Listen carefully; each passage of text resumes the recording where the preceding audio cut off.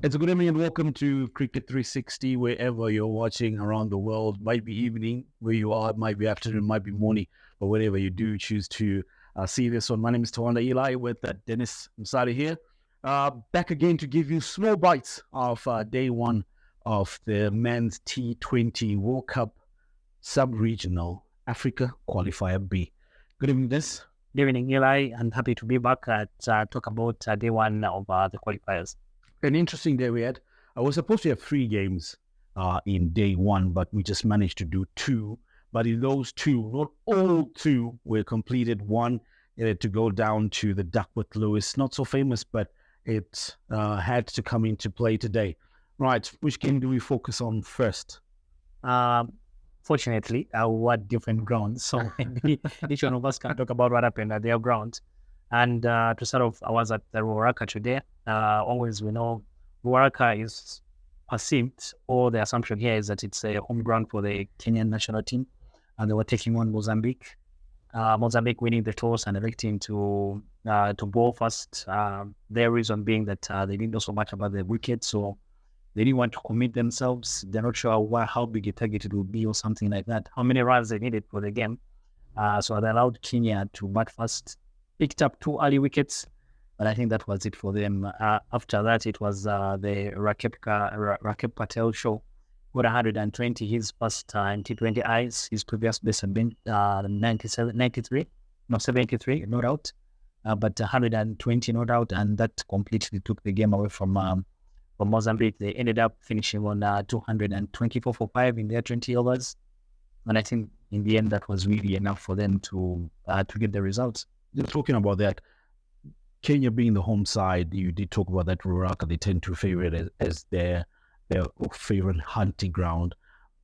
Did that really come into play, or it was a matter of fact of just the difference in the opposition that they're facing, the quality of opposition that they're facing?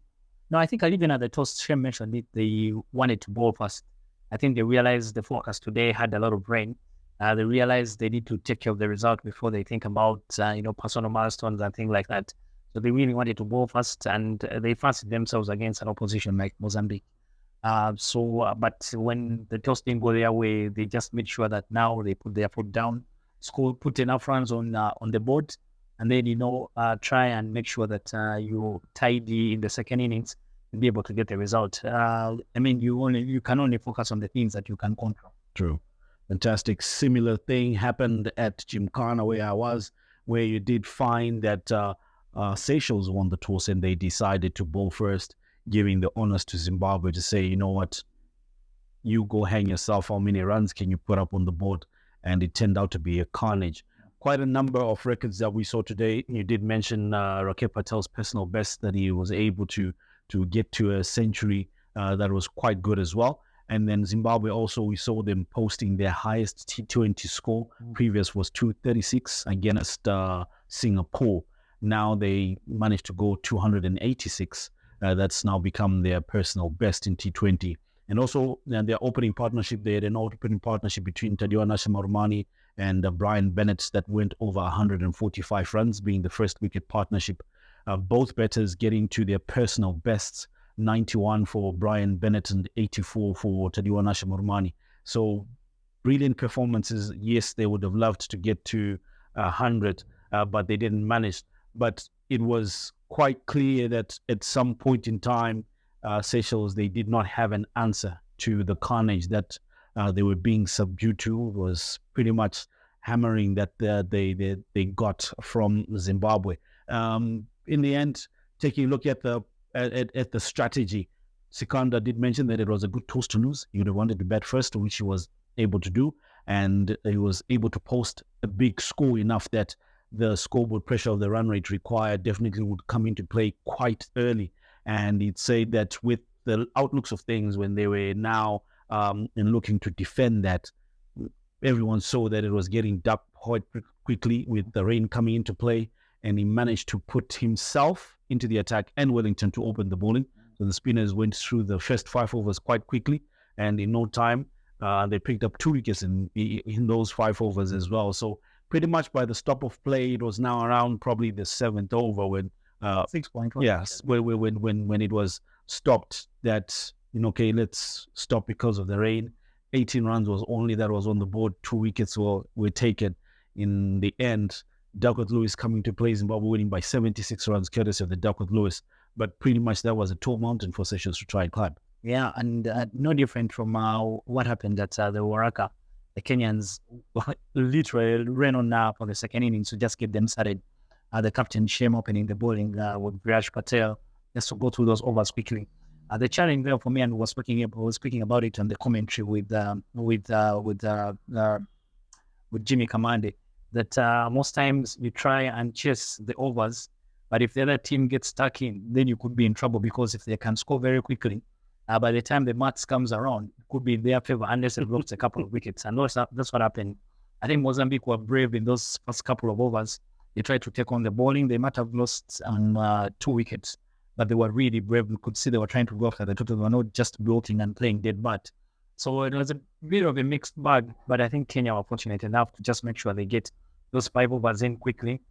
We also, there was a break in play after 7 overs, but ultimately, even when we came back, I think then the sting had really been taken out of Mozambique. By the time the heavens opened and the teams had to go, they were 37 for 3.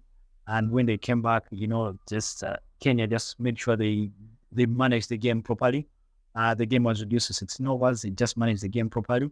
And in the end, they were eventually able to win the game by 111. Big margin.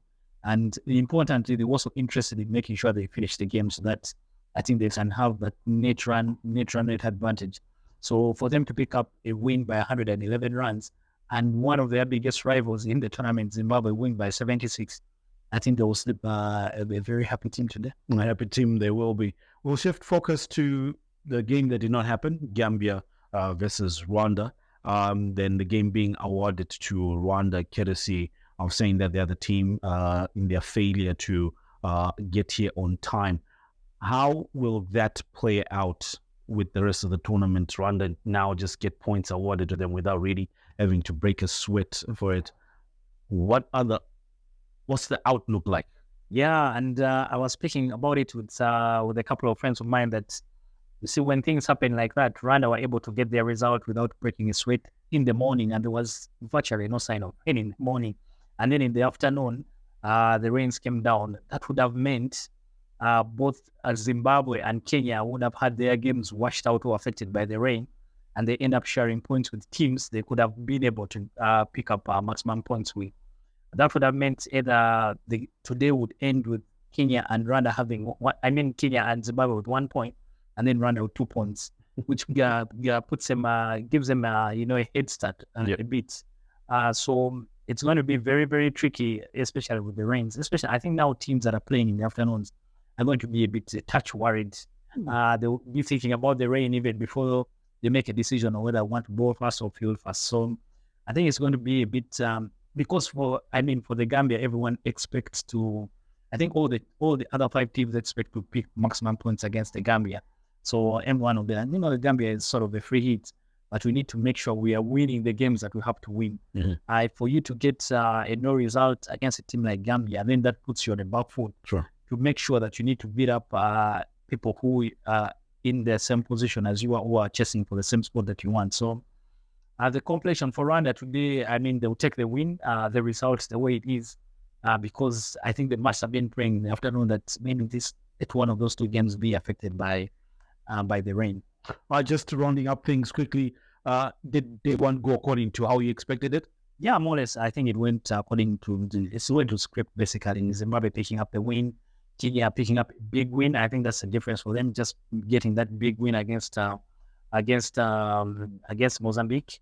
You just never know when it comes down to those finer details of net run rate, especially if you're pushing for second place or first. That could be the difference. So I think they've done well, the hosts, but Zimbabwe as well. Statement from them today. Everyone thought they are going to go after the T20 record, but I know a statement that they are going to go hard against. They will put everyone in their place if they get a chance. Fantastic. Put everyone in their place. Some records to take note of. Zimbabwe's highest score of 286 becomes their highest best in T20. And as well, Brian Bennett scored Zimbabwe's fastest 50 in T20, coming off 17 deliveries. So he takes that one. He wasn't aware of it until the post-match presentation. Now Rakesh Patel also gets to his personal best. Yeah, Rakesh Patel got to a century of 48 balls. He's in fine company of some very, very good players in World T20 cricket. So there been some good records today, and hopefully that throughout the whole tournament, we can see personal milestones being achieved.